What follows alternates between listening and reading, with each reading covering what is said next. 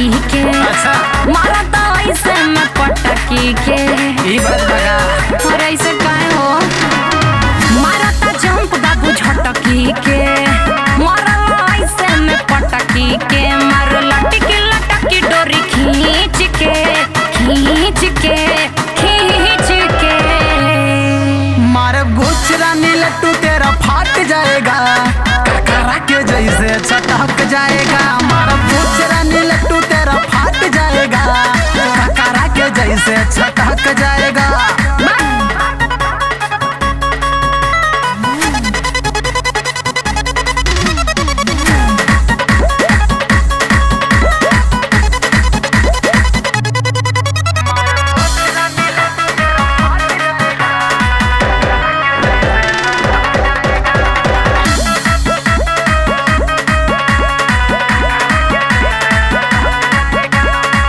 धीरे धीरे बोलला बाबू अच्छा के बहकाई के।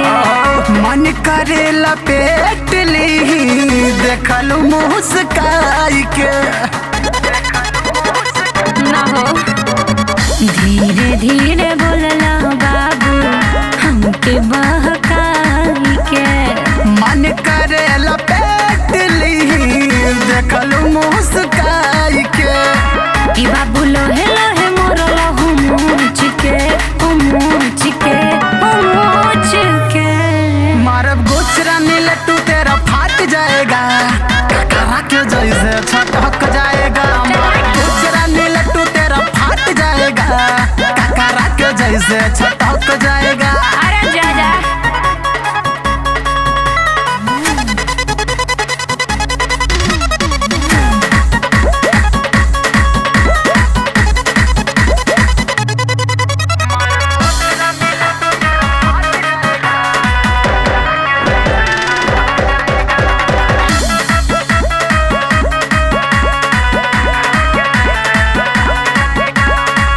खेली में गोविंद हमसे कैला दागबाजी।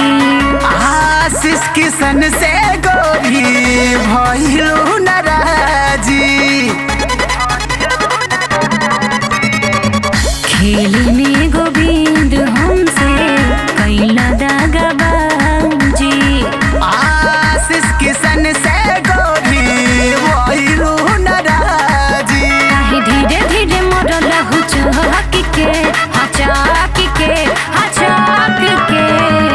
सुना मारब गुचरा नीलट्टू तेरा फाट जाएगा ककरा के जैसे छटक जाएगा। मारब गुचरा नीलट्टू तेरा फाट जाएगा ककरा के जैसे छटक जाएगा।